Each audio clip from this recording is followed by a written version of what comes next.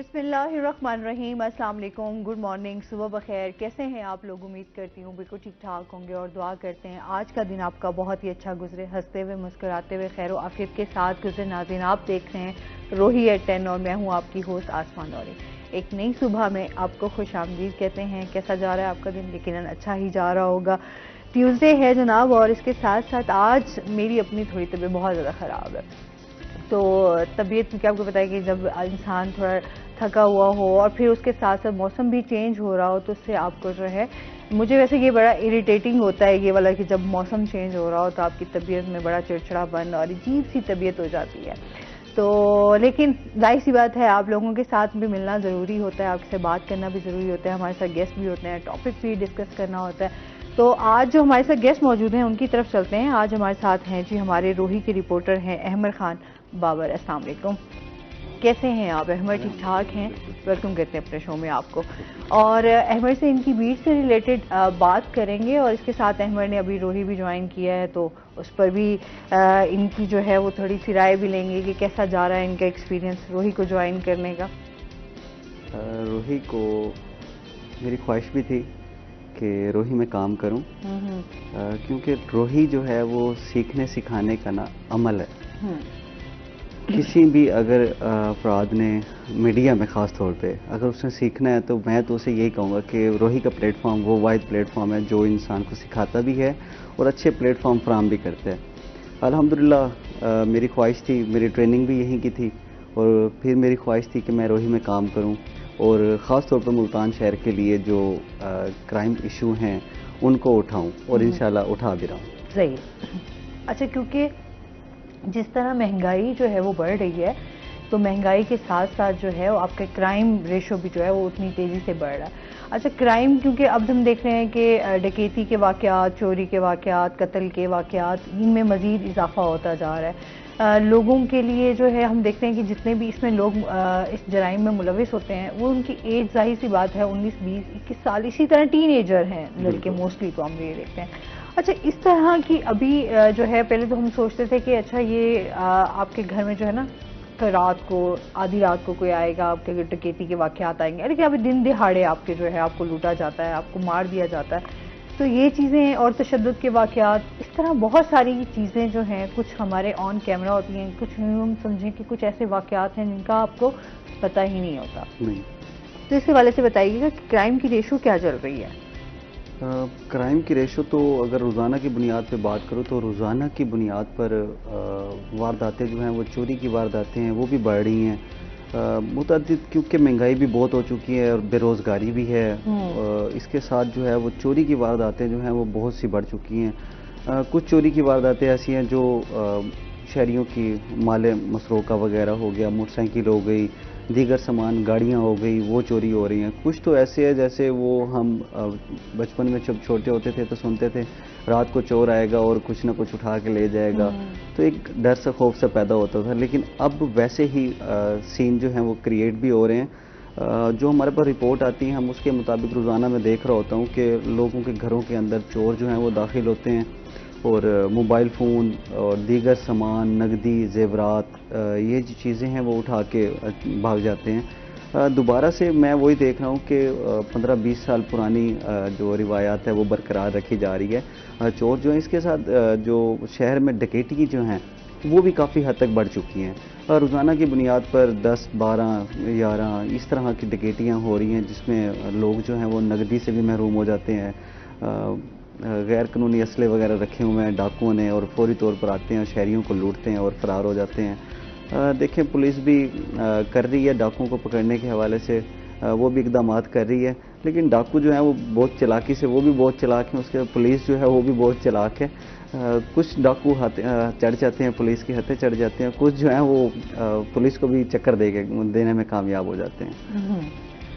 अच्छा, अभी क्योंकि हम जिस तरह देख रहे हैं कि पुलिस की काफ़ी कार्रवाइयाँ चल रही हैं। अच्छा, इस दफ़ा जो है पुलिस थोड़ी आपको एक्टिव भी नज़र आती है, ये भी हम कह नहीं सकते। एक तरफ तो हम कहते हैं ना कि पुलिस का थोड़ा रवैया और समटाइम उनका, क्योंकि जिस तरह का प्रेशर है और जिस तरह यहाँ पर हम देखते हैं कि उनकी भी बहुत सारी शिकायत होती हैं अगर पुलिस वालों से भी पूछा जाए, तो इस सारी चीज़ों को देखते हुए फिर भी कहीं ना कहीं आप जो पुलिस जो है वो आपके साथ ताउन کر رہی ہے. ابھی جو ہم ریسنٹلی دیکھ رہے ہیں کہ کافی اقدامات بھی کیے جا رہے ہیں کہ کرائم کو جو ہے وہ روکا جا سکے اور اس میں کوئی بہتری لائی جا سکے, کوئی اس طرح کی پالیسیز جو ہیں وہ بنانی چاہیے تاکہ جو ہے لوگ جو ہیں وہ ان کو تحفظ مل سکے. بیسیکلی تو یہ ہوتا ہے نا کہ عوام چاہ رہی ہوتی ہے کہ ہمیں جو ہے کہیں نہ کہیں ریلیف اور تحفظ جو ہے وہ ملے, اور پولیس ان کے ساتھ جو اپنا رویہ ہے اس کو بہتر کر سکے, کیونکہ ہم ہمیشہ دیکھتے ہیں کہ ایف آئی آر کٹوانے کے لیے آپ کو پہلے بہت ساری مشکلات کا سامنا کرنا پڑتا تھا,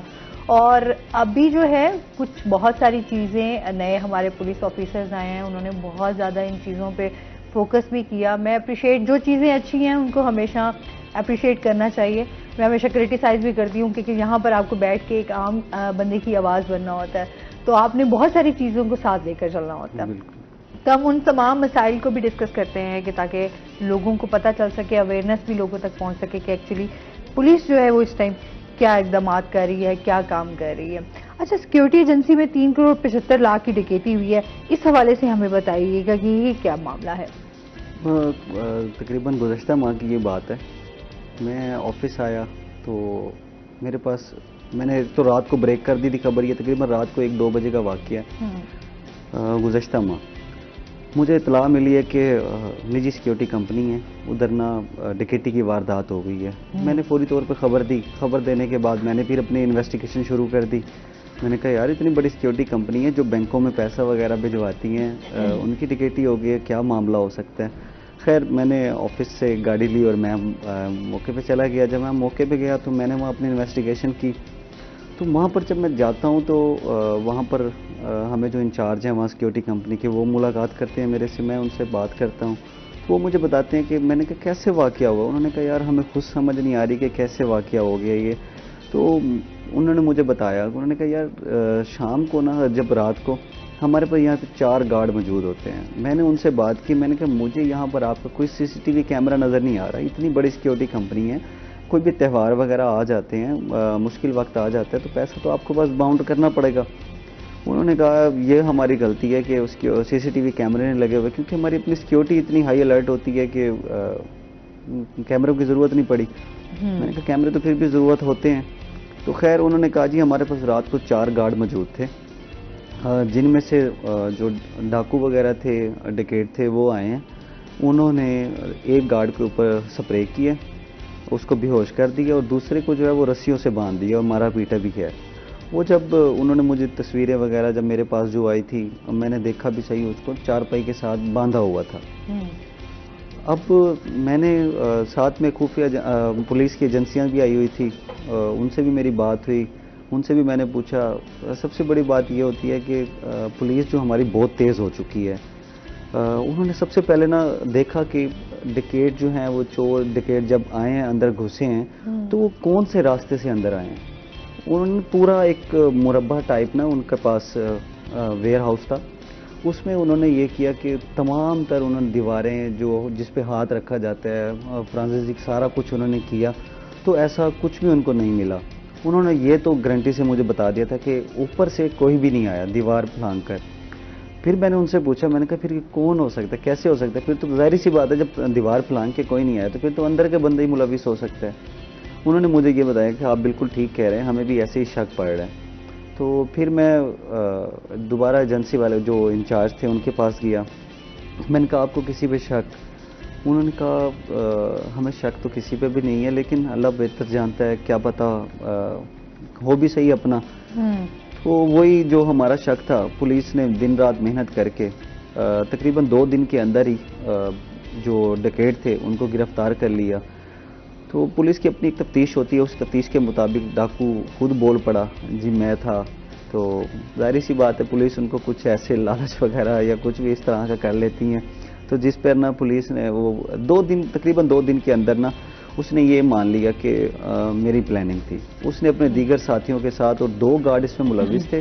جو 4 گارڈ تھے, 2 میں سے انہوں نے 2 جو تھے ان کے اوپر ایک کو سپرے کر کے بے ہوش کر دیا تھا, دوسرے کو جو ہے وہ باندھ دیا تھا اپنے ہی گارڈوں نے. صحیح, مطلب اپنے ہی کہتے ہیں نا کہ لوگ جو ہیں وہ اس میں ملوث. تو مزید بھی آپ سے بات کرتے ہیں. ناظرین ابھی چلتے ہیں اپنے سیگمنٹ کی طرف, ٹوڈیز ویدر.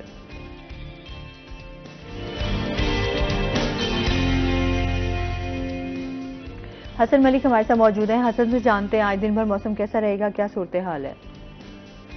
جی آسما, ملتان شہر کے اگر آج کے موسم کی بات کریں تو گزشتہ کئی دنوں کی طرح آج بھی ملتان شہر میں گرمی اور حبس کا شدید راج دکھائی دے رہا ہے. علل صبح سے ہی ملتان شہر میں سورج نے آگ برسانا شروع کر دی اور گزشتہ کئی دنوں کی طرح آج بھی سیم ہی سچویشن ہے. علل صبح سے ہی ہلکی پھلکی ہوا چل رہی ہے.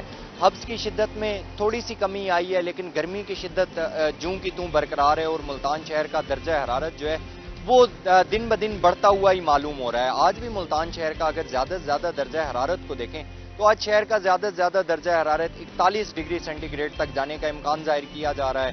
کم سے کم درجہ حرارت آج ملتان اور گرد و نواح کا 30 ڈگری سینٹی گریڈ پر ریکارڈ کیا گیا ہے. ہوا میں نمی کا تناسب بھی قدرے بہتر ہے, لیکن اس کے باوجود بھی گرمی کی شدت برقرار ہے, جو کہ آج 63% تک ریکارڈ کیا گیا ہے. ایئر کوالٹی انڈیکس کو دیکھیں تو ملتان شہر کا ایئر کوالٹی انڈیکس گزشتہ کئی دنوں کی طرح آج بھی بدترین حد تک آلودہ ہے, جو کہ 164 پوائنٹس پر ریکارڈ کیا گیا ہے. پاکستان کے فضائی آلودہ ترین شہروں کی لسٹ میں ملتان کی سٹینڈنگ کو دیکھیں تو آج ملتان 6 نمبر پر سٹینڈ کر رہا ہے. آسما, محکمہ موسمیات کی جانب سے یہ پیشگوئی ظاہر کی جا رہی ہے کہ ایک ہفتے کے دوران ملتان شہر میں گرمی کی شدت جو ہے اس میں نمایاں اضافہ دیکھنے کو آئے گا.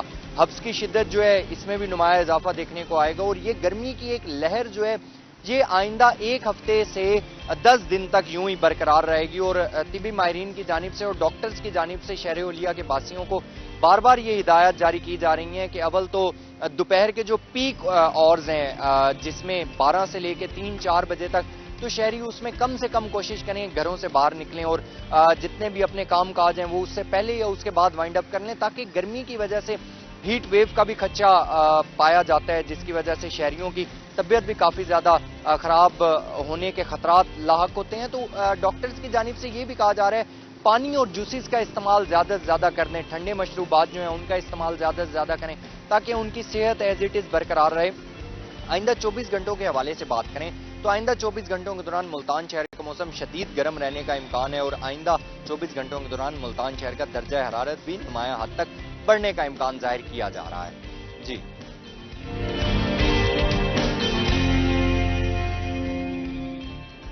بہت شکریہ حسن ملک آپ کا. اور جس طرح موسم کی ہم بات کر رہے تھے, واقعی اس میں آپ کو اپنی صحت کا بہت زیادہ خیال رکھنا چاہیے. جیسے ابھی میں خود بھی شکار ہوں, تو وائرل ڈیزیز جو ہیں وہ بھی آپ پر فوراً اٹیک کر رہی ہوتی ہیں, تو لہٰذا اپنی صحت کا, اپنے بچوں کی صحت کا بہت زیادہ خیال رکھیں.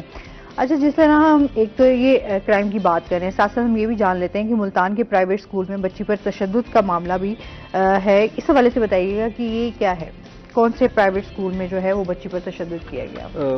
پچھلے گزشتہ ہفتے نا 2 واقعات جو ہیں وہ سامنے آئے ہیں. ایک تھانہ قادرپورہ کی حدود میں اقصی گرلز پرائمری اسکول تھا, اس میں بھی تشدد کیا 5 سالہ لڑکی پہ.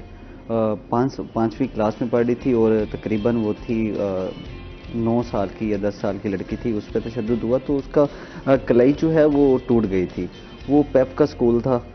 فوری طور پہ ہم نے خبر بھی آن ایئر کی تو پولیس بھی ایکٹیو ہو گئی, تو اس نے مقدمہ درج کر کے ملزم جو ہے وہ موقع پہ فرار ہو گیا تھا. بعد میں پولیس نے ملزم کو بھی پکڑ لیا. اس کے بعد ہمارے سامنے ایک اور واقعہ آتا ہے تھانہ مظفر آباد کی حدود میں. اس میں یہ ہوتا ہے کہ وہاں پر ایک اسکول ہے دی بیسٹ وے اسکول.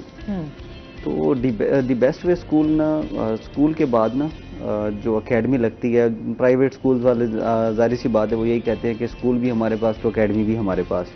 تو اکیڈمی جب بچہ پڑھنے گیا اسکول کے, وہ جیسے ہی اسکول سے فری ہوتا ہے تو اکیڈمی شروع ہو جاتی ہے گھنٹے بعد. تو اس کے بعد نا جیسے ہی اکیڈمی شروع ہوئی. اچھا, اس پہ بات کرتے ہیں, کالر ہے ہمارے ساتھ. السلام علیکم.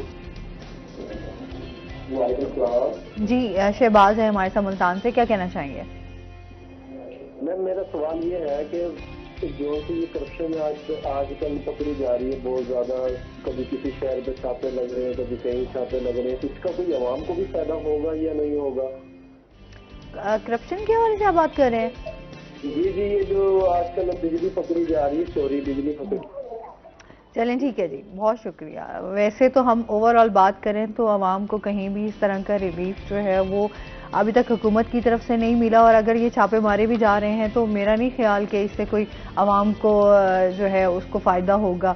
تو ہماری تو یہ ہمیشہ جس طرح احتجاج بھی ہوئے، لوگوں کے بل آئے، اور جس طرح ہم نے دیکھا کہ لوگ جتنی پریشانیوں مشکلات کا شکار ہیں، ابھی تو بجلی کے یونٹ میں مزید اضافہ کر دیا گیا. جیسے میں نے کل آپ کو بتایا بھی تھا کہ آج مزید بھی جن کو نہیں پتا کہ 1 روپے کچھ پیسے جو ہیں اس میں مزید اضافہ کر دیا گیا ہے. تو ریلیف تو کہیں پہ بھی نظر نہیں آ رہا، لیکن ہاں جن لوگوں نے اس سے بچنے کی ہم اگر بات کریں کہ لوگوں نے بجلی چوری کی ہوئی ہے. اچھا ایک اور میرے خیال میں وہ پولیس سے ریلیٹڈ ہی ہے، مجھے ان کا نام اس ٹائم نہیں یاد آ رہا، کہ ان کے گھر میں بھی جو ہے وہ بجلی چوری کا جو ہے وہ دیکھا گیا، اور ان کے کافی سارے وہاں پر لوگ نا اس طرف سے بالکل ڈرتے اور گھبراتے نہیں ہیں. وہ اپنے عہدوں کا بھرپور فائدہ اٹھاتے ہیں، جہاں سے ان کو فائدہ ملے گا وہ اس کا ناجائز فائدہ اٹھاتے ہیں. ایسا ہے کہ نہیں ہے؟ بالکل ایسے ہی ہے. کرسی کو سلام کرتے ہیں لوگ، ہاں، نہ کہ بندے کو سلوٹ کرتے ہیں. صرف کرسی کو سلوٹ کیا جا رہا ہے آج کے دور میں. باقی ان کا جو کالر کا سوال ہے کہ کچھ فائدہ ہوگا، ان کو صرف یہی فائدہ ہوگا کہ جو ان کے گھر جو لائٹ پوری نہیں آتی، وہ جو بجلی چوری ہوتی ہے نا، تو اس سے لائٹ جو ہے وہ کم پڑ جاتی ہے، وولٹیج وغیرہ کم ہو جاتے ہیں. لیکن جو بجلی چور پکڑے جا رہے ہیں تو اس سے یہ ہے کہ وولٹیج گھروں میں کسی حد تک بہتر ہو جائیں گے. اچھا بہت سارے علاقوں میں وولٹیج تو پورے ہوتے ہی نہیں مکمل طور پہ. اچھا بہت سارے ایسے علاقوں میں جہاں کچھ ادارے کے اپنے لوگ بھی ملوث ہوتے ہیں، جن کو ساتھ ملا کر جو ہے وہ اس طرح کا کام کیا جاتا ہے کہ بجلی چوری کی جاتی ہے. تو اس طرح تو ہمارے یہاں بہت زیادہ کرپشن کی تو بس اللہ ہی معافی دے. ہم چاہتے ہیں ہمارا ملک جو ہے وہ کرپشن سے پاک ہو، لیکن اچھا جی بات کر رہے تھے ہم تشدد کے حوالے سے. جی بہت شکریہ کال کرنے کا. تو سامنے جب بات آئی ہمارے کہ بچے پہ تشدد ہوا ہے، 5 سال کا بچہ ہے اور پی جی کلاس میں پڑھتا تھا. تو مجھے اس کی والد کی کال آتی ہے، ہمارے ساتھ بہت ناانصافی ہو رہی ہے. میں نے کہا کیسی ناانصافی ہو رہی ہے؟ اس نے کہا ہمارے پرنسپل نے ہمارے بچے کو مارا. میں نے کہا پرنسپل نے کیوں مار دیا؟ ٹیچر مارے گا، پرنسپل کیوں مارے گا؟ تو اس نے جب بتایا کہ اکیڈمی کے ٹائم جو ہے وہ پرنسپل تمام بچوں کو پڑھاتا ہے، اور اسی دوران نا بچے کو جب تشدد کیا، لاٹھی سے جب بچے کو 5 سالہ بچے پہ تشدد کیا تو اتنے نشانات پڑ گئے کہ مجھ سے بھی نہیں دیکھے گئے. میں نے بار بار کوشش تو کی میں کیا کروں. تو پھر میں نے یہ سوچا کہ خبر لگا کے اس کے بعد میں نے فوری طور پہ پولیس سے موقف لیا. میں نے کہا کیا کارروائی کر رہے ہو؟ جب میں خود موقع پہ جب پہنچا تو میں اور پولیس ہم دونوں سیم پہنچے ہوئے تھے. خیر اسکول کا جو پرنسپل تھا وہ بھی موقع پہ تو وہ بھی فرار ہو چکا تھا، کیونکہ جب ہم نے خبر آن ایئر کی پولیس حرکت میں آئی. تو پولیس بھی جب میں آفس سے نکلا تو تھوڑا سا سفر ہے انڈسٹریل اسٹیٹ تک جانے کا، پولیس وہاں تھانہ مظفر آباد سے وہاں پہنچی. تو ہم دونوں اکٹھے مل کے ہم نے کام کیا وہاں پر. تو جو اسکول کا پرنسپل تھا وہ بھی فرار ہو گیا. تو اس کے بعد ہم نے بڑی کوشش کی اسکول پرنسپل سے بات بھی کرنے کی، لیکن وہ اپنا موقف بھی دینے سے انکاری تھا. خیر اس کے جو ٹاؤٹس تھے اسکول پرنسپل کے علاقے کے اپنے 2-3 وہ بھی آ گئے، ہمارے ساتھ بحث کرنے لگ گئے. ہمیں کہنے لگ گئے کہ آپ خبر آن ایئر نہ کریں، اس طرح کے مسائل پیدا ہو جائیں گے، آپ خبر کیوں چلا رہے ہیں؟ میں نے کہا یار میں تو کچھ بھی نہیں کر سکتا، میں تو انصاف دلوا سکتا ہوں صرف. اگر آپ نے کچھ کرنا ہے تو یہ اس کی والدہ بیٹھی ہے، یہ اس کا والد بیٹھا ہے، آپ ان دونوں سے بات کر لیں. اگر وہ مانتے ہیں تو میں خبر نہیں لگاؤں گا، اگر وہ نہیں مانتے تو میری تو خبر بنتی ہے، میں تو خبر لگاؤں گا. میں کو یہ پولیس بھی ہے، پولیس سے بھی پوچھ لیں، آپ بندہ اریسٹ کروا لیں، مجھے موقف دلوا دیں، میں اپنا موقف لے کے چلا جاؤں گا. تو اسی وقت پھر فوری طور پہ ہم نے خبر بھی آن ایئر کی. لیکن اس طرح کے تشدد کے واقعات جو ہیں وہ بڑھے، لیکن تھانہ مظفر آباد پولیس نے ایف آئی آر تو درج کر لی، لیکن ابھی تک ملزم جو ہے وہ فرار ہے. ٹھیک ہے جی، مزید بھی ان سے جانیں گے. ناظرین ابھی ہم نے جانا ہے بریک پہ، ہمارے ساتھ رہیے گا.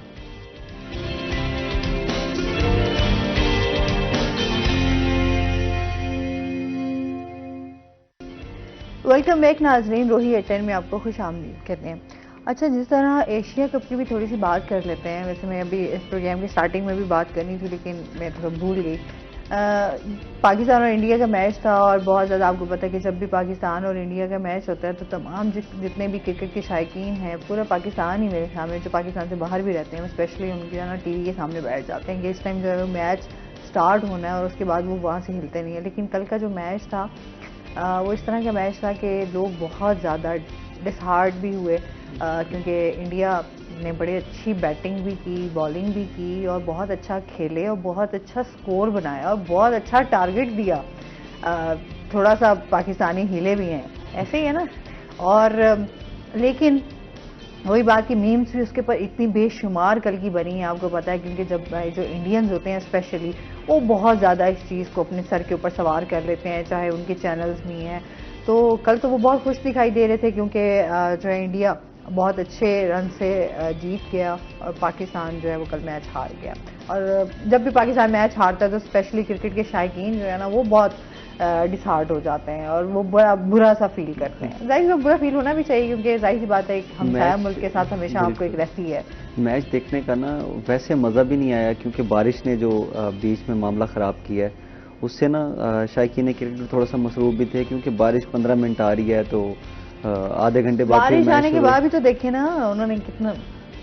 ہم پھر بھی پاکستانیوں کے ساتھ ہیں. وہ تو اس میں تو کوئی شک ہی نہیں ہے. ہم یہ نہیں کہہ سکتے کہ اب ہم انڈیا کے ساتھ تو نہیں جا کے کھڑے ہو سکتے. کیا بات ہے, پاکستانی ہے تو obviously پاکستانیوں کے ساتھ ہی کھڑے ہوں گے. بٹ ہم اوور آل ایک کرکٹ کی بات کر رہے ہیں کہ اس ٹائم سے اس طرح انہوں نے بڑے اچھے سکورز کیے اور بڑا اچھا انہوں نے ٹف ٹائم دیا. پاکستان پریشر میں کھیلا کیونکہ اس کو تو ایک بارش نے پریشر دیا ہوا تھا اور دوسرا انڈیا کے اسکور نے پریشر کیا ہوا تھا.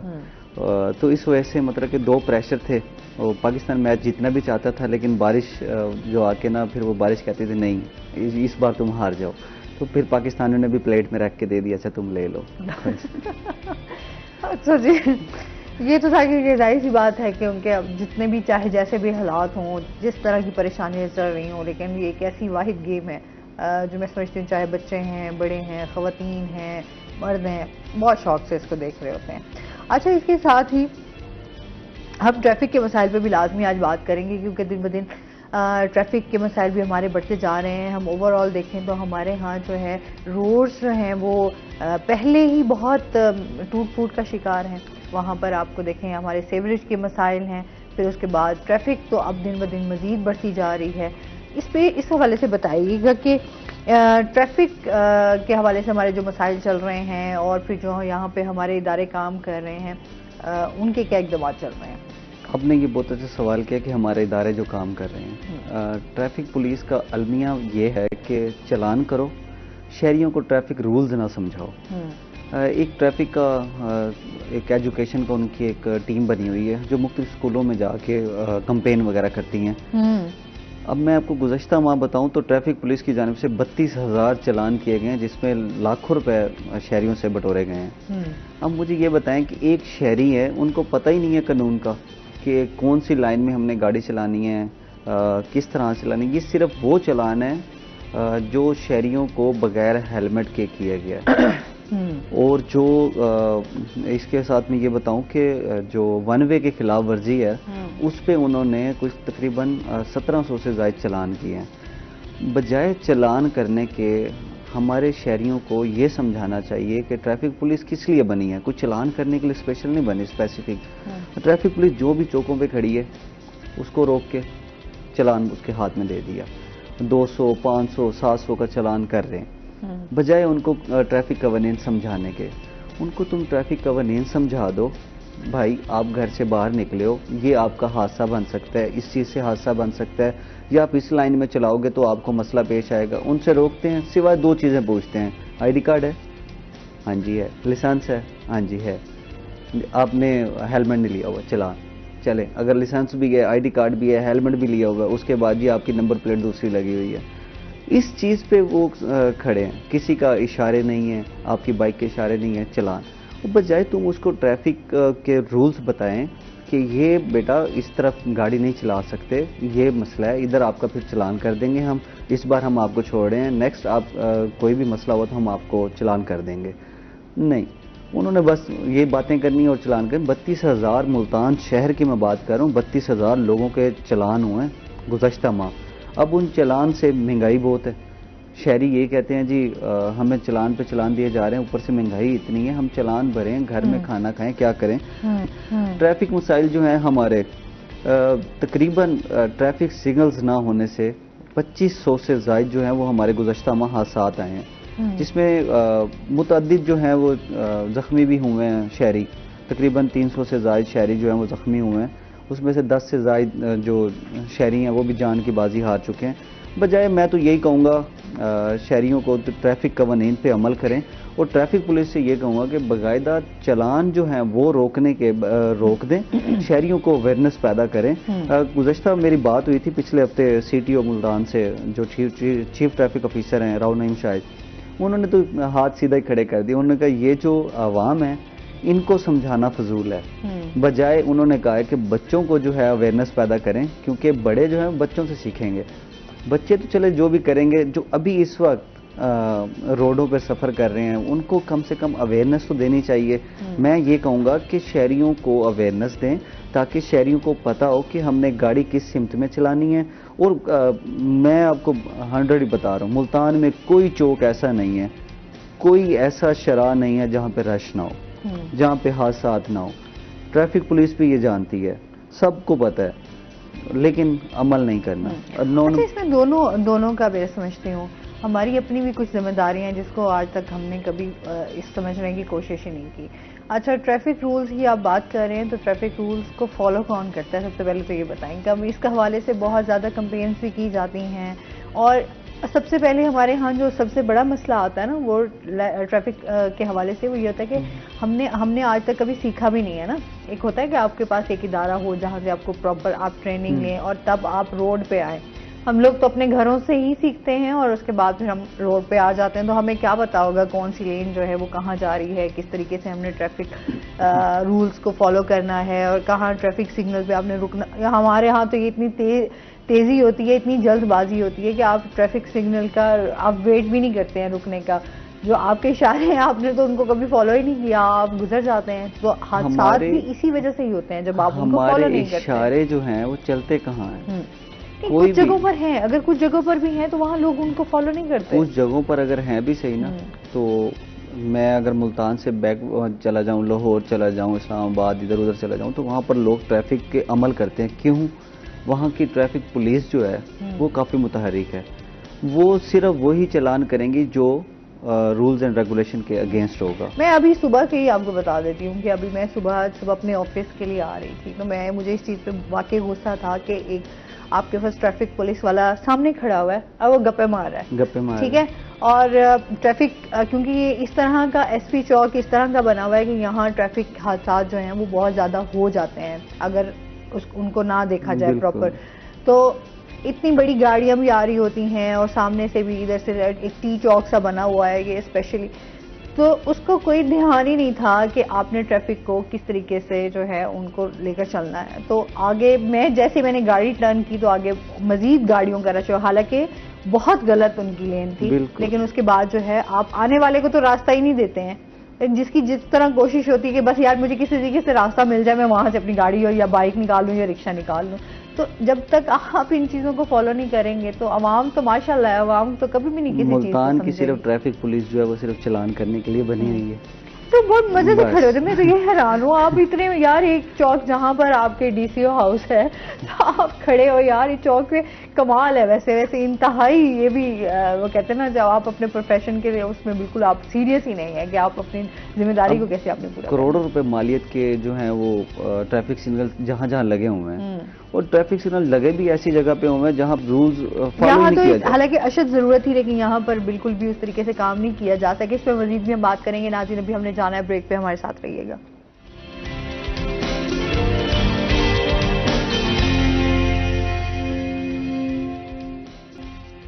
ویلکم بیک ناظرین, روہی اٹین میں آپ کو خوش آمدید کہتے ہیں, اور اس کے ساتھ ہی چلتے ہیں اپنے سیگمنٹ کی طرف. آج کے بھاؤ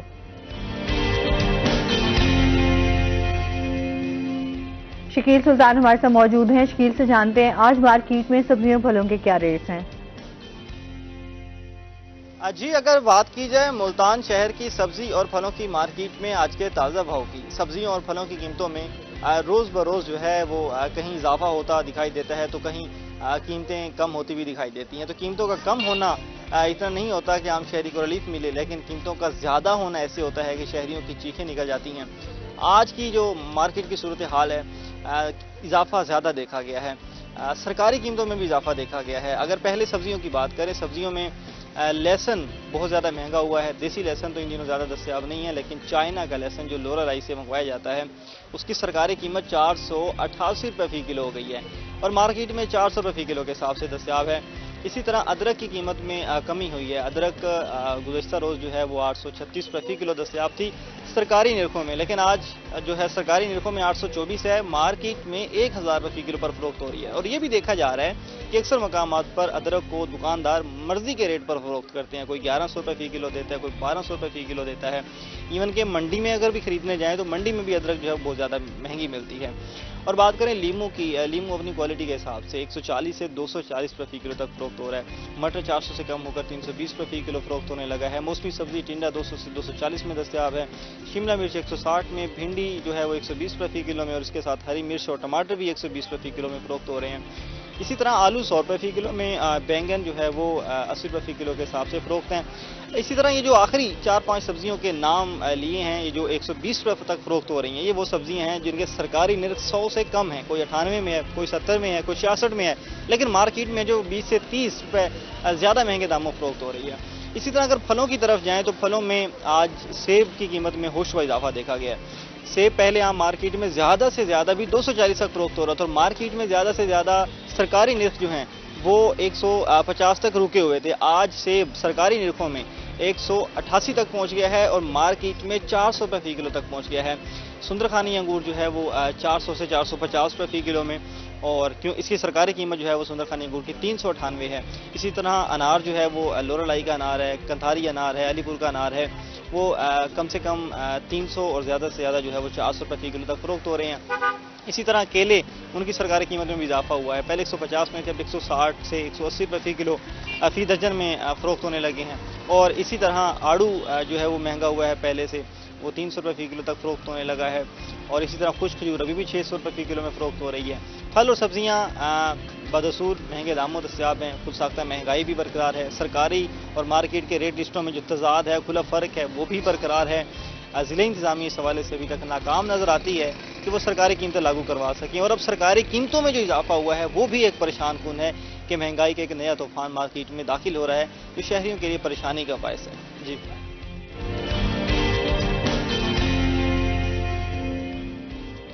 बहुत शुक्रिया शकील सुल्तान आपका। और वाकई अब जिस तरह सब्जियां जो हैं वो आपकी महंगी हो चुकी हैं, फ्रूट्स आपके महंगे हो चुके हैं, तो आपकी जो बाकी दीगर ज़रूरियात की चीज़ें हैं वो तो उसमें तो आप देख रहे हैं कि चीनी का बहरान भी अब देखने में आ रहा है, आटा कितना ज़्यादा महंगा हो चुका हुआ है, तो आवाम के लिए जो है वो दिन ब दिन मुश्किलात में इजाफा होता जा रहा है। अच्छा, जहाँ इतना चीज़ें आपकी महंगाई है, बेरोज़गारी है, मसाइल हैं, वहाँ पर हम ये देखते हैं कि जिस तरह हम क्राइम की बात कर रहे थे अहमद से कि क्राइम में इजाफा हो रहा है, उस तरीके से जो है लोग अब इस चीज़ से भी बेखौफ होकर जो है लोगों को थोड़ी सी भी आप मज़ाहमत करते हैं अपने किसी भी, ज़ाहिर सी बात है हर इंसान के पास जो भी सरमाया है उसका छिन जाने का एक डर भी होता है, एक आपको जो है खौफ भी होता है, लेकिन जब लोग इस तरह की मज़ाहमत करते हैं तो लोग मारने से भी गुरेज नहीं करते। इसी तरह हमने कत्ल के वाक़यात भी जो हैं वो बहुत ज़्यादा देखने में आ रहे हैं, इस हवाले से बताइएगा। कुछ दिनों से सुनने में आ रहा था, हालांकि देखने में भी हम खबर भी ऑन एयर करते थे कि दौरान डकैती वारदात जो है वो फायर से बंदा कत्ल हो गया है। कुछ 1-2 लाशें मिली, थाना चैलिया के दूर से भी लाश मिली। फिर हमें ये भी देखने को आया शाहशम्स के दूर से पुलिस कांस्टेबल वो अपनी ड्यूटी दे के वापस घर जा रहा था रात को 2 बजे के करीब। रास्ते में उसको डाकुओं ने रोका, उसने भी बताया कि मैं पुलिस वाला हूँ, तो उसने वहीं पर ना उनको गोली मार दी और वो मौके पे मर गया। उसके बाद पुलिस काफ़ी मुतहर्रिक दिखाई दी।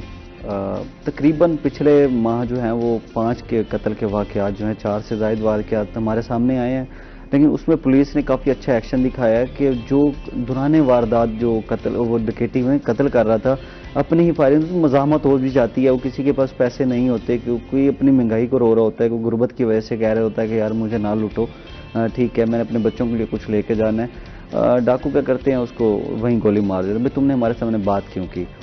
तो जब ये चीज़ से मामला देखने को आई हैं तो तकरीबन 4 से ज़ायद कत्ल हुए हैं पिछले दिनों, पिछले गुज़श्ता माह में। तो उस पर जो है वो पुलिस ने फौरी तौर पे एक्शन लिया। जो कत्ल में मुलविस था उसको तकरीबन उसने 5 कत्ल किए हुए थे, उसको भी गिरफ्तार किया है पुलिस ने। उसने पुलिस वाले को भी उसने मारा था दौरान डकैती कत्ल किए। उसके बाद मुमताज़ाबाद की हदूद में एक कत्ल हुआ था दौरान डकैती, वो भी उसको भी गिरफ्तार किया है। मामूली सी बात है किसी की जान ले लेना, और एहसास तो वैसे ही अब लोगों में जो है वो खत्म हो चुका हुआ है। अहमद, आपका बहुत शुक्रिया, आप हमारे साथ रहे और काफ़ी क्राइम के ऊपर जो है वो डिस्कशन हमारी रही। इसके साथ ही नाज़रीन अभी हमने जाना है ब्रेक पे, हमारे साथ रहिएगा। जब हम ब्रेक से वापस आएंगे तो हमारे साथ कुछ और गेस्ट मौजूद होंगे।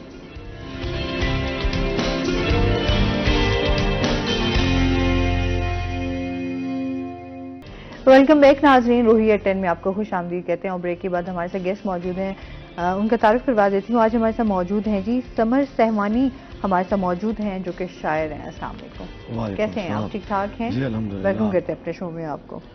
आज समर से इनकी जर्नी के हवाले से भी जानेंगे, इनकी शायरी के बारे में भी बात होगी, अदब के हवाले से भी बात होगी। तो आप भी हमें ज्वाइन कर सकते हैं, कोई बात करना चाहें तो आप भी कर सकते हैं। अच्छा, शायरी के हवाले से सबसे पहले तो आपके बारे में जानेंगे ना, कैसे आगाज़ किया, कैसे स्टार्ट हुई, इस हवाले से। जी, सबसे पहले तो शुक्रिया मदऊ करने के लिए। जहाँ तक बात है शायरी के आगाज़ की, तो गालिबन 2017 में मैट्रिक में था, तब से शायरी का आगाज़ किया। लेकिन बाकायदा शायरी का आगाज़ मैंने 2019 में FSC करने के बाद किया। मेरे बाकायदा उस्ताद हैं आतिफ करबलाई बकर से हैं, जिनसे मैंने रमूज़े सुखन सीखे और स्टिल सीख रहा हूँ। तो कह सकते हैं कि बाकायदा आगाज़ 2019 से किया। 2019 से किया। तो किस तरह की शायरी जो है वो करना पसंद है और आप कर रहे हैं? जी बिल्कुल, देखें, गज़ल बिल्कुल पसंद करता हूँ मैं लिखना, लेकिन गज़ल के अलावा सलाम और नोहा भी लिखता हूँ। अच्छा। तो ये इन तीन असनाफ में लिखना पसंद करता हूँ। अच्छा, जाहिर सी बात है ये तो नोहा खानी में भी आप करते होंगे? जी बिल्कुल बिल्कुल। अच्छा, जाहिर सी बात है गज़लें उनका अपना एक अंदाज होता है, और शायरी क्योंकि जाहिर सी बात है आप अपने तमाम जज्बात, एहसासात और तमाम चीज़ों को महसूस करके तब अपने लफ्ज़ों में आप उसको इकट्ठा करके बयान कर देते हैं। बिल्कुल। तो आप अपनी शायरी के बारे में थोड़ा सा बताएं कि घर वालों को भी जो है वो सुनाते होते हैं या नहीं? देखें, ये बिल्कुल मुझे आपके सवाल से एक वाक़या याद आ गया। मैंने जब अपना पहला शेर कहा था, मुझे याद पड़ता है कि मैं 6ठी क्लास में था। जाहिर है कि कोई अच्छा शेर नहीं था और ना ही कोई बहर में था।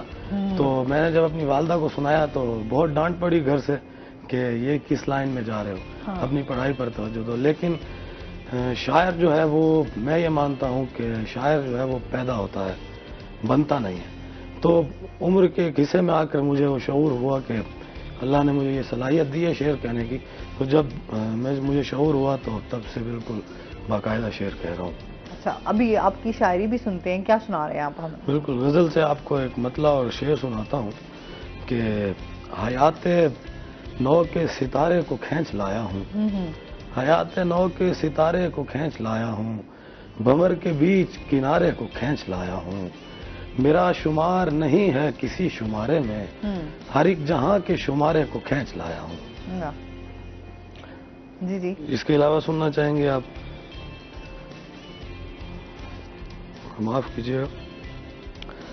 तो कहता है कि सुखन से बहरे तो सरगम लिए हैं रागों से, समर यूं ही नहीं हम एक रिधम में रोते हैं, ये एक तरफा मोहब्बत भी क्या अजियत है, किसे बताएं कि हम किसके गम में रोते हैं।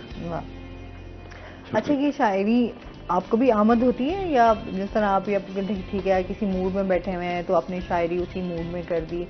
जाहिर सी बात है मूड भी बड़ा डिपेंड करता है ना। जी बिल्कुल है। तो आप कभी कभी होता है कि सम टाइम आप किसी मूड में बैठे हो, किसी लहर में बैठे हो, तो कोई आमद हो जाए और फिर आपको उसको? देखें, मैं ये मानता हूँ कि आमद के हवाले से कि जो आमद है ये ख्याल होता है। आपने जब उसको लफ्जों में ढालना होता है वो आपका आर्ट होता है। जो आप रमूज सीखते हैं वो आपकी आर्टिस्ट की महारत होती है कि वो उसको किस तरह लफ्जों में ढालता है एक ख्याल को। मैं ये नहीं मानता कि जो गज़ल पूरी की पूरी आपको वो आमद होती है। हाँ, ख्याल होता है। गज़ल में जितने भी अशार होते हैं, आप जितना भी लिखते हैं, ख्याल आपको आमद होता है, लेकिन आप जब उसको लफ्जों में ढालते हैं तो वो आपकी शायराना महारत होती है। वैसे भी शायरी में समझती हूँ गॉड गिफ्टेड है, अल्लाह की तरफ से आपको ये चीज़ें मिलती हैं। तो कुछ लोग होते हैं जो अपने इस टैलेंट को या आर्ट को बस हिडन ही रखते हैं, कुछ लोग होते हैं कि वो अपनी तमाम चीज़ों को बयान करना चाहते हैं, लोगों तक पहुंचाना चाहते हैं अपनी शायरी के ज़रिए। अच्छा, आपकी जो शायरी है वो सिर्फ गज़लों और नोहा इस्लाम तक है? जी मतलब ठीक हो गया। تو آپ کے جو ٹیچر ہیں، جو آپ جن سے آپ نے سیکھ بھی رہے ہیں، ابھی تھوڑا ان کے بارے میں بتائیں، اپنی جرنی کے حوالے سے بتائیں، کہاں سے تعلق رکھتے ہیں، ایجوکیشن کیا ہے؟ جی، جہاں تک میرا تعلق ہے، میری تو پیدائش ملتان کی ہی ہے، لیکن میرا آبائی علاقہ میری والدہ کی طرف سے وہ دریا خان کے نشیب میں ایک علاقہ ہے تھل دلے والا، وہاں سے ان کا تعلق ہے، اور میرے والد کا آبائی علاقہ ڈیرہ اسماعیل خان، لیکن میری پیدائش بالکل یہاں ملتان کی ہے۔ اور جہاں تک بات ہے میرے استاد کے حوالے سے جن سے میں رموز سخن سیکھا ہوں، عاطف کربلائی، وہ بکھر کے علاقے، بکھر کے نشیب میں ایک علاقہ ہے پانچ گرائی، وہاں سے تعلق رکھتے ہیں، اور وہ بیسیکلی سرائکی کے شاعر ہیں۔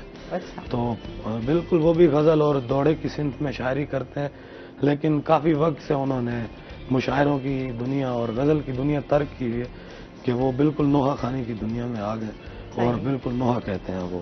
اچھا، تو آپ نے اتنی دور ویسے استاد جو ہے وہاں پر آپ نے، جی بس یہ ظاہر سی بات ہے ملتان میں بھی آپ رہنا ہے، یہیں ایسے پر یہاں پر بھی استاد وہ شمار ہوں گے؟ بالکل بہت سارے اساتید شعراء موجود ہیں ملتان میں، لیکن نصیب کی بات ہے، اور میں سمجھتا ہوں کہ میری خوش قسمتی ہے، اس میں کافی لوگوں کا کردار ہے، اور میں بالکل ضرور نام لینا چاہوں گا۔ میرے ایک محسن ہے ڈیرہ اسماعیل خان سے، سید نوید عباس شاہ، تو انہوں نے مجھے متعارف کروایا تھا استاد عاطف کربلائی سے، تو تب سے سلسلہ جاری ہے ان کے ساتھ، اور ابھی تک انہی کے ساتھ ہوں۔ صحیح ہو گیا۔ اچھا، جس طرح ابھی یہاں پہ ادبی مشاعرے ہوتے ہیں، جی جی، ادبی بیٹھکیں بھی ہوتی ہیں، لوگ ادب کو، اب جس طرح تھوڑے سے ادب سے پیچھے ہٹے ہیں، لیکن ہم بھی ہمیشہ کوشش کرتے رہتے ہیں، اس میں بہت سارے ایسے ہمارے بڑے لوگ بھی شامل ہیں جو ادب سے بڑا ان کا ایک گہرا تعلق ہے، اور وہ بھی اسی کوشش میں لگے رہتے ہیں کہ ادب کو فروغ ملے، تو ان ادبی مشاعروں میں آپ حصہ لیتے ہیں یا جی نہیں؟ دیکھیں، ادب کے فروغ کے لیے بالکل کام ہو رہا ہے، اور یہ جو مشاعرے ہو رہے ہیں میں بالکل ان کوششوں کو سراہتا ہوں، لیکن میں مشاعروں سے ذرا بھاگتا ہوں، وہ میری ایک بس ذاتی میرا خیال ہے، میں شہرت سے تھوڑا دور رہنے والا آدمی ہوں، مجھے اتنی انسیت نہیں ہے کہ میں مشہور ہو جاؤں۔ ہاں، شہرت میں سمجھتا ہوں کہ ایک نعمت ہے اللہ کی طرف سے، اگر آپ مشہور ہو گئے، لوگ آپ کو جانتے ہیں، یہ ایک بہت بڑی نعمت ہے کہ جب آپ کو کوئی آ کر کہتا ہے کہ سمر بھائی میں آپ کو جانتا ہوں، تو خوشی ہوتی ہے دل سے، لیکن میں ذاتی طور پر شہرت سے بھاگتا ہوں، مجھے الجھن ہوتی ہے جب میں کہیں بیٹھا ہوں اور چار لوگ میرے پاس آ جائیں، تو میں ایک انٹروورٹ آدمی ہوں، میں اکیلے رہنا زیادہ پسند کرتا ہوں، اور اس کے علاوہ بھی ایک گراؤنڈ ریالٹی یہ بھی ہے کہ لوگ مجھے اتنا زیادہ جانتے بھی نہیں ہیں کہ مشاعروں میں بلائیں، البتہ ہاں محفل مسالمہ میں ضرور جاتا ہوں، جہاں بھی دعوت ہوتی ہے ضرور شرکت کرتا رہتا ہوں، اس کے علاوہ نجی محافل میں شعراء کے ساتھ، قارئین کے ساتھ ضرور بیٹھتا ہوں، اٹھتا بیٹھتا ہوں، جن میں کافی سارے اساتید شعراء موجود ہیں، ملتان کے بھی کافی سارے شعراء، اور ملتان سے باہر بھی، جیسے میں اپنی تعلیمی سے حوالے سے لاہور رہتا ہوں فی الحال، تو وہاں پر کافی نجی محافل میں بیٹھتا ہوں میں۔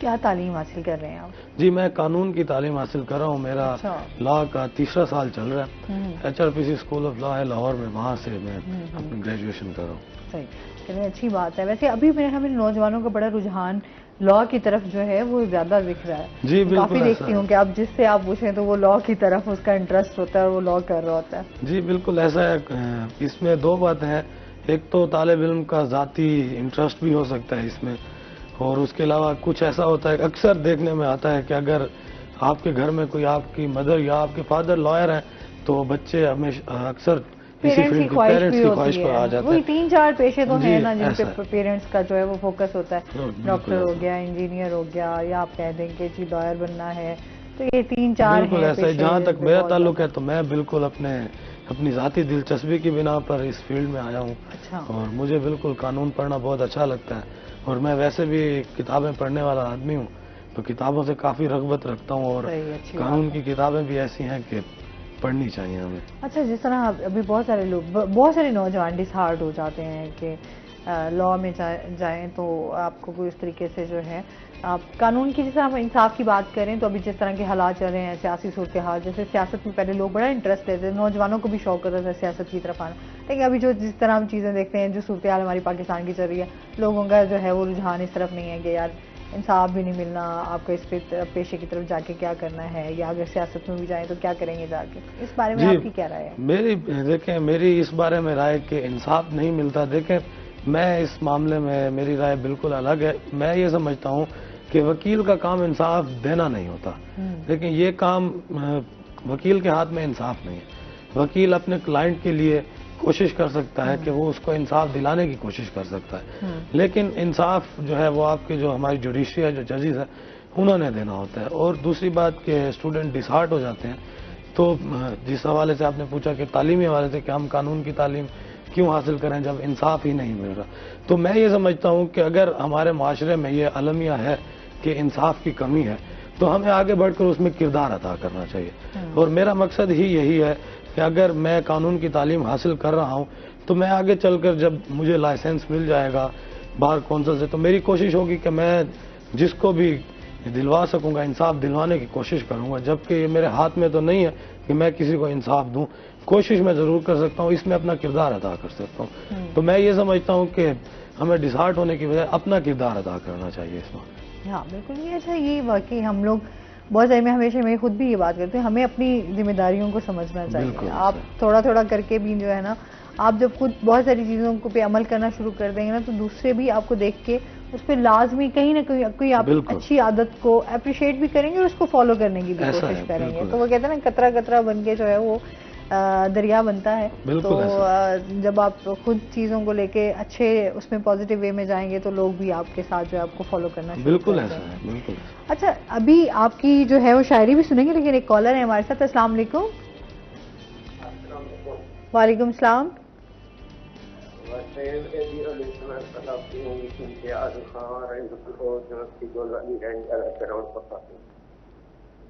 مجھے آپ کی آواز کلیئر نہیں آئی، کیا بولا آپ نے؟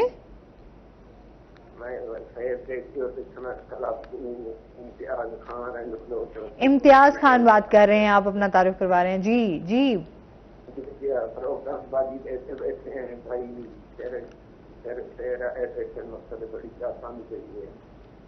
بہت شکریہ۔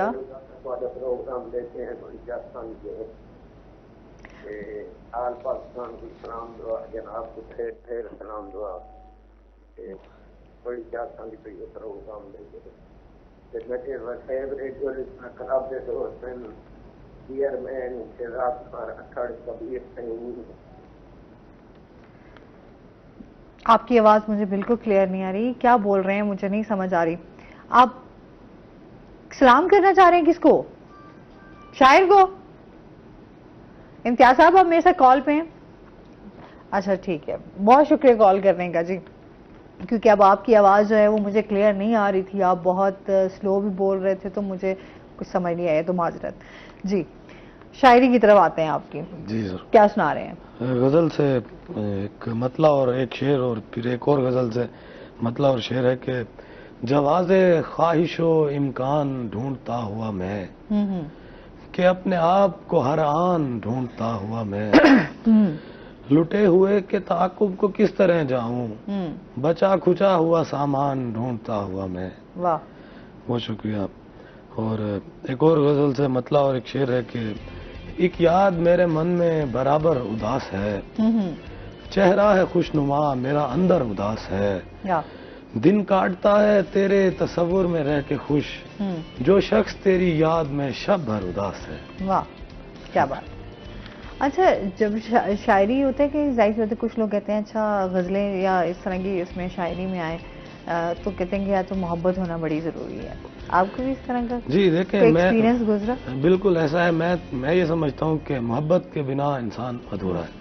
محبت ایک خالص جذبہ ہے اور محبت ضرور ہونی چاہیے اور ہوتی رہتی ہے اور مسلسل ہوتی رہتی ہے۔ ہمارے ایک استاد شاعر ہیں اختر عثمان صاحب، ان کا ایک شعر ہے کہ یہ کار عشق بھی ہے عجب کار ناتمام، سمجھیں کہ ہو رہا ہے مگر عمر بھر نہ ہو۔ تو یہ ایک ایسا سلسلہ ہے کہ عمر بھر ہوتا بھی ہے اور ایسا لگتا ہے کہ نہیں ہوا ابھی۔ تو بالکل محبت ہوتا ہے، محبت بالکل ہونی بھی چاہیے اور محبت کرنی چاہیے ہمیں، ایک خالص جذبہ ہے اور اس سے انکار ممکن نہیں ہے، بلکہ میں یہ کہوں گا کہ اس سے مفر ممکن نہیں ہے، اور بالکل ایک حساس دل کے لیے محبت تو بہت ضروری ہے۔ ایسے ہی ہے۔ اچھا، جس طرح ابھی اس طرح کی بھی شاعری کرتے ہیں جس سے لوگوں تک کوئی میسج پہنچایا جا سکے، جس طرح بہت سارے جو شعراء ہیں وہ اس حوالے سے بات کرتے ہیں جو ہمارے معاشرے میں چل رہا ہے، ان چیزوں کو، تمام چیزوں کو مد نظر رکھتے ہوئے؟ جی بالکل، دیکھیں میں سمجھتا ہوں کہ شاعر معاشرے کی آنکھ ہوتا ہے اور اللہ نے اسے یہ صلاحیت دی ہوتی ہے کہ وہ اپنے قلم سے انقلاب لے، اور تاریخ گواہ ہے کہ شعراء انقلاب لے کر آئے ہیں اپنی شاعری کے ذریعے۔ اور میں سمجھتا ہوں کہ شاعر کو بالکل اپنا کردار ادا کرنا چاہیے معاشرے کی فلاح کے لیے. اور میں یہ کہوں گا کہ شرمندگی کے ساتھ کہ کہیں نہ کہیں یہ میری خامی اور کمزوری ہے کہ میں اپنا کردار ادا نہیں کر پایا جبکہ مجھے کرنا چاہیے. اور صرف نہ مجھے بلکہ ہر جوان شاعر کو اپنا کردار ادا کرنا چاہیے. اچھا، ویسے آپ کو شاعری کس سے انسپائر ہوئے؟ کس کو دیکھ کے کون سا ایسا فیوریٹ شاعر تھا جس کو آپ نے جی دیکھیں، کافی سارے اساتید شعراء موجود ہیں. اور سب سے پہلے تو دیکھیں جب کلاسیکل شاعری کی بات کریں تو بالکل غالب سے میں بہت زیادہ متاثر ہوں. اس کے بعد احمد فراز صاحب سے بہت زیادہ متاثر ہوں، بہت پسند ہے. اور آج کل اگر بات کریں تو اختر عثمان صاحب میرے پسندیدہ شاعر ہیں. اور ظاہر ہے کہ میرے اپنے استاد عاطف کربلائی میرے موسٹ فیوریٹ ہے. بالکل متاثر ہوں ان شعراء سے. اور ان کو بہت غالب کی شاعری بھی، اور اگر ہم بات کریں تو بہت ان کی شاعری بڑی کم لوگوں کو ان کی بھی شاعری سمجھ میں آتی ہے، تو ان کو سمجھنا بڑا مشکل ہے. کیونکہ میں اپنی بھی بات کروں تو سم ٹائم بہت سارے ایسے ہمارے ماشاءاللہ جو شاعر ہیں، ادیب ہیں، ان کی آپ شاعری پڑھیں یا سنیں تو آپ کو سم ٹائم ان کی چیزیں آپ کی سمجھ میں نہیں آتی. تو اس بارے میں پڑھنا اور سمجھنا، ان پر غور کرنا. دیکھیں میں یہ سمجھتا ہوں کہ غالب کی شاعری کوئی بہت زیادہ مشکل نہیں ہے. ہاں ہم نے کلاسیکل شعراء میں ان کا شمار ہوتا ہے. میں یہ سمجھتا ہوں کہ یہ زبان سے دوری کا نتیجہ ہے کہ ہمیں کلاسیکل شاعری سمجھ نہیں آتی. لیکن آج کل جو جدید شاعری ہو رہی ہے اس کے حوالے سے میں یہ کہوں گا کہ دیکھیں ہر وقت کی ایک ضرورت ہوتی ہے. تو غالب کا جو وقت تھا زبان اور کلام اس وقت پر لوگ سمجھتے تھے. اور آج کل جو جدید شاعری ہو رہی ہے اور کافی سارے شعراء جو آج کل کی ضروریات کی بنیاد پر شاعری کر رہے ہیں اور وہ بہت اچھا کر رہے ہیں کہ عام لوگوں تک اپنی بات پہنچا رہے ہیں، اور کرنا بھی ایسا چاہیے. اب دیکھیں کہ اگر میں آج کے دور میں کلاسیکل شاعری کرنا شروع کروں یا کوئی بھی اور شاعر کلاسیکل شاعری کرتا ہے تو وہ اپنا پیغام، اپنی بات عام عوام تک نہیں پہنچا سکتا. ہاں خواص تک وہ ضرور اپنی بات پہنچا سکتا ہے، لیکن عوام کی ضرورت کا بھی ہمیں خیال کرنا چاہیے.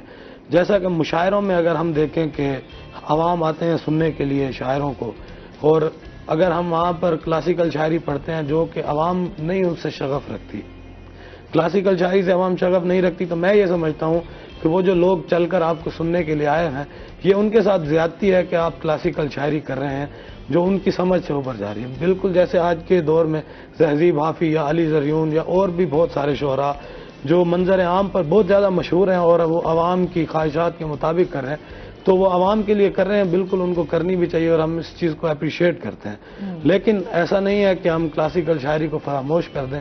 زبان سے دوری کا نتیجہ ہے کہ ہم اگر غالب کو نہیں سمجھ سکتے، اور صرف غالب، جب میں اگر یہ کہوں کہ احمد فراز صاحب کو لوگ نہیں سمجھ سکتے، ان کے اشعار لوگ نہیں سمجھ پاتے، تو اس میں بھی کوئی غلط بات نہیں ہوگی. تو یہ صرف زبان سے دوری کا نتیجہ ہے. صحیح. ایک کالر بھی ہمارے ساتھ. السلام علیکم. السلام علیکم. اپنے ٹی وی کا کائنڈلی والیوم بند کر دیں. ٹی وی کا والیوم کائنڈلی بند کر دیں. Hello hello. اچھا جی. اچھا آپ کے ویسے کیا گولز ہیں؟ بکس کی طرف تھوڑی سی آپ سے بات کر لیتے ہیں، کیونکہ ظاہر سی بات ہے جو شاعری کر رہا ہوتا ہے اس کی کوشش یہی ہوتی ہے کیونکہ اپنی ان تمام چیزوں کی کتاب کے اس میں محفوظ کر لے. تو آپ کا کتاب کے حوالے سے کیا ہے؟ جی دیکھیں میں ایک انتہائی سست آدمی ہوں اور انتہائی شرمندگی کے ساتھ یہ بات کر رہا ہوں. اب تک مجھے بالکل شائع کروا لینی چاہیے تھی، اور لیکن کام جاری ہے کتاب کی اشاعت کے سلسلے میں. امید ہے کہ حال قریب میں انشاءاللہ بک آپ کی ٹھیک ہو گیا. اس کے ساتھ ساتھ آپ کے کیا پلانز ہیں؟ کیا سوچا ہوا ہے؟ شاعری کے اوپر ہی فوکس ہے یا آگے کچھ اور پلانز ہیں؟ نہیں، میرا بالکل شاعری کے اوپر فوکس تو شعر کے حوالے سے تو ضرور فوکس ہے، لیکن میرے پلانز پریکٹیکل لائف میں بالکل الگ ہیں. شاعری کی دنیا سے بالکل ہی اپوزٹ ہے. اچھا. تو بالکل میرا ارادہ کچھ اور ہے. ابھی انشاءاللہ گریجویشن کے بعد میرا پلان ہے بار ایٹ لا کرنے کا. تو اس سلسلے میں بالکل پریکٹیکل لائف میں میری پریکٹیکل لائف اور شعری زندگی بالکل الگ ہیں اور ایک دوسرے سے بہت مختلف ہیں. تو شعری دنیا سے میرے الگ ہیں پلانز. بالکل مطلب وہ ہے کہ آپ اس کے اوپر کام کرتے رہیں گے لیکن اپنے ساتھ پروفیشن، اپنے ان تمام چیزوں کو بالکل ساتھ ساتھ چلیں گی. ایسا ہی ہے، یہ میری ذمہ داری ہے. خدا نے یہ صلاحیت دی ہے، میں اس کو بالکل اس کو فراموش تو نہیں کر سکتا. اور کرنا چاہیے بھی نہیں مجھے، لیکن پریکٹیکل لائف میں میرے پلان بالکل ہو جاتے ہیں اس سے. صحیح ہو گیا. چلیں جی، بیسٹ آف لک. آپ کے لیے بہت ساری بیسٹ وشز ہیں. Thank you very much. ہاں، ظاہر سی بات ہے، جو چیز انسان کی کوشش ہوتی ہے کہ وہ اچھے سے اچھا کام کرے، اور سیکنڈلی ہوتا ہے کہ بہت سارے کم لوگ ہوتے ہیں جو کسی فلاح و بہبود کے لیے انسانیت کے حوالے سے ان چیزوں کو مد نظر رکھتے ہوئے اپنے گولز اور اپنے تمام پلانز جو ہیں ان کو لے کر چلتے ہیں.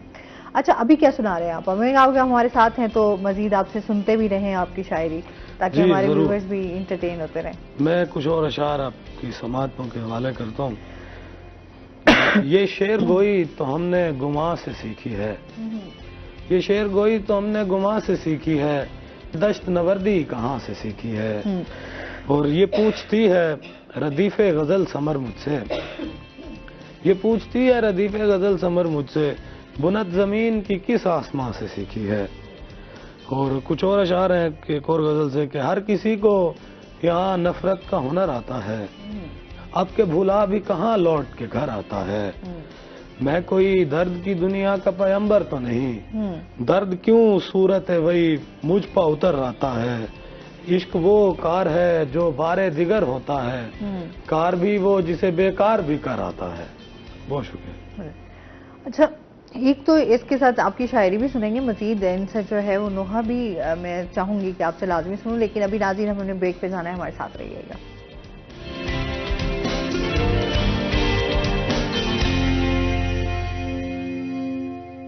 ویلکم بیک ناظرین، روہی ایٹ 10 میں آپ کو خوش آمدید کہتے ہیں. اچھا، آپ کی شاعری کے حوالے سے میں جان رہی تھی کہ ابھی آپ کیا سنا رہے ہیں؟ میں آپ کو ایک سلام سے چند اشعار سناتا ہوں. جی. کہ زمیں ٹھہر گئی مشکل میں آسماں ٹھہرا، سرے حسین کچھ ایسا سرے سنا ٹھہرا، وہیں وہیں پا نشانات عشق چھوڑ گیا، جہاں سے چل پڑا عاشق جہاں جہاں ٹھہرا. اور یہ کس سبب سے کہ خلقت نہ منحرف ہو کہیں، یہ کس سبب سے کہ خلقت نہ منحرف ہو کہیں، حسین خالق و خلقت کے درمیان ٹھہرا. اور حسین خالق و خلقت کے درمیان ٹھہرا، امان بن کے جو نکلا تھا دین کی خاطر، اسی کا کنبہ سرے دشت بے اما ٹھہرا. سلام اس پا سمر اس کی جرتوں کو سلام، سلام اس پا سمر اس کی جرتوں کو سلام، جو صبر و شکر کا ظلمت میں ہم منا ٹھہرا، زمیں ٹھہر گئی مشکل میں آسمان ٹھہرا. واہ، کیا بات ہے، بہت خوب.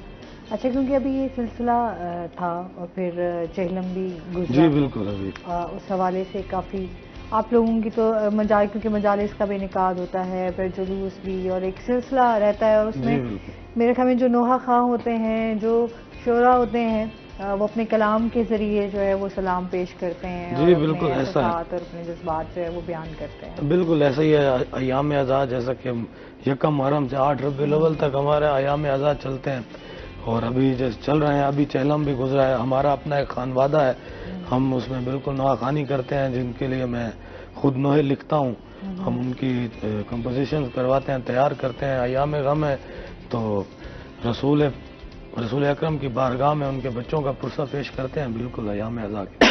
صحیح ہو گیا.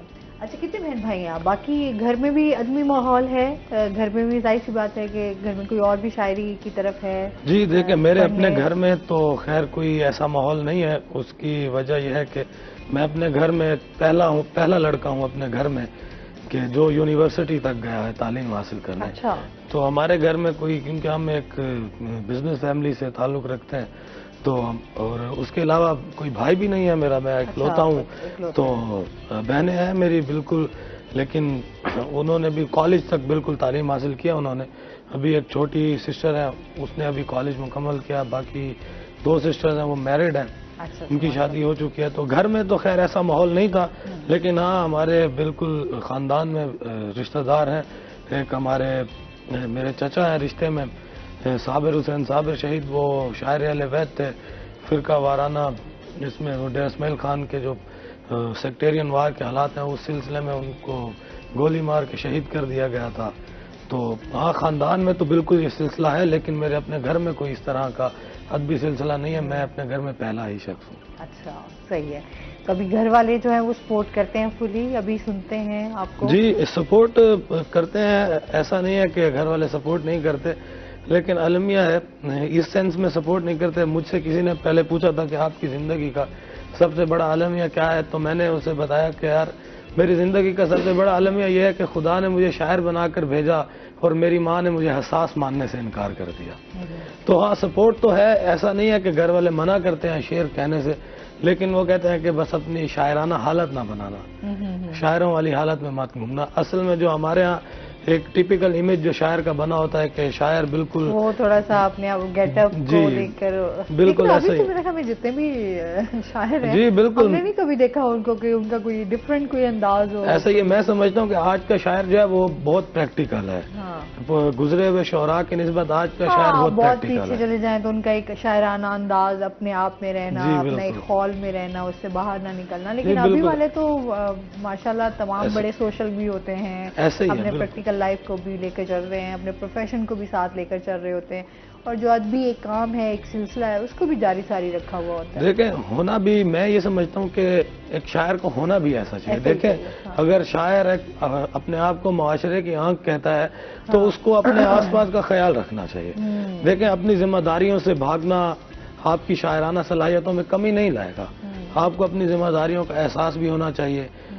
اور میں سمجھتا ہوں کہ ایک حساس دل کو ہوتا ہے احساس اپنی ذمہ داریوں کا.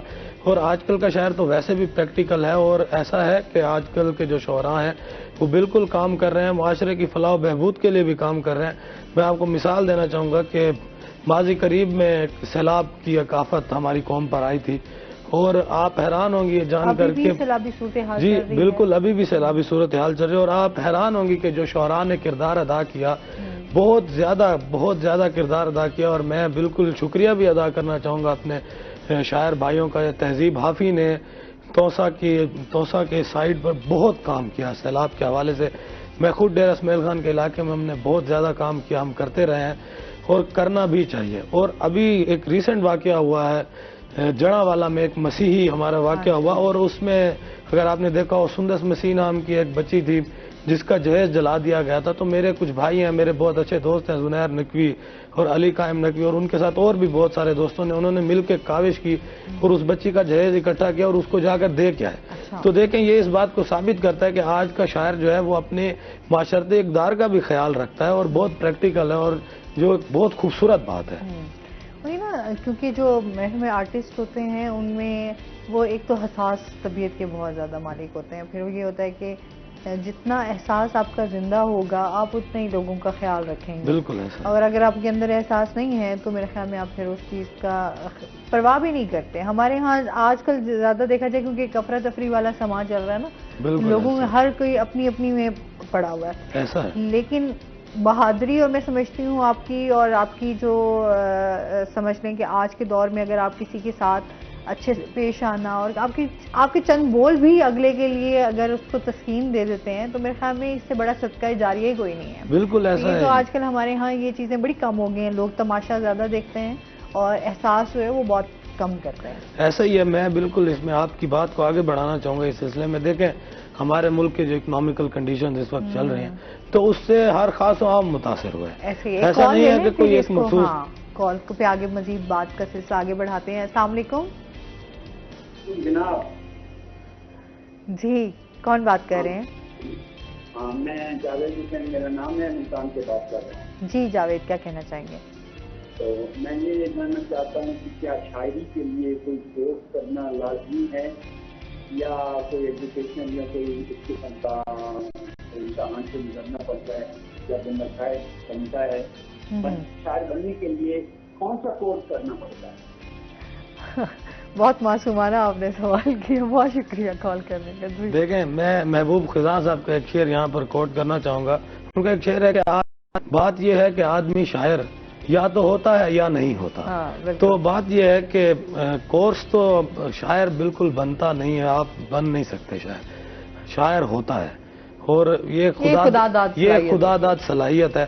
ہاں آپ اپنی صلاحیتوں کو نکھارنے کے لیے جو رموز سخن ہے وہ آپ سیکھ سکتے ہیں، وہ سیکھے جا سکتے ہیں، اور جو کہ سیکھنے بھی چاہیے. بالکل ایسا. اچھا آج کل کے بہت سارے نوجوان جو ہیں شاعری کرتے بھی ہیں کچھ اپنے حصے کے اپنے مطابق، جس طرح آج کل ہم دیکھتے ہیں بہت زیادہ آپ دکھی ہیں تو آپ اس کے مطابق کوئی شعر ڈھونڈا اور آپ نے اس کے مطابق آپ شاعری کر لی.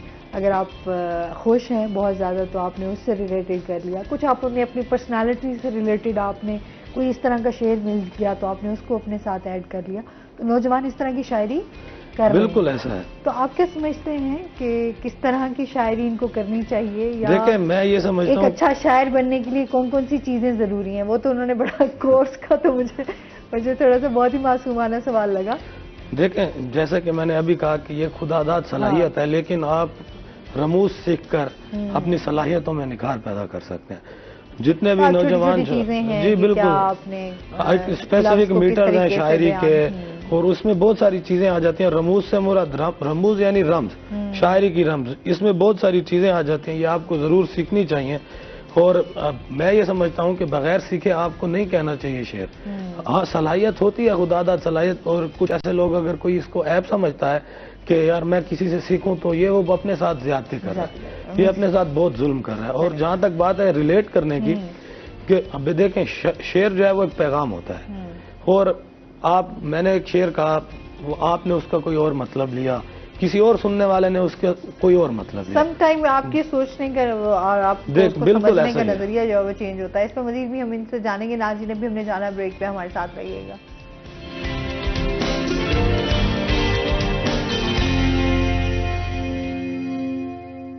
ویلکم بیک ناظرین، روہی ایٹ 10 میں آپ کو خوش آمدید کہتے ہیں.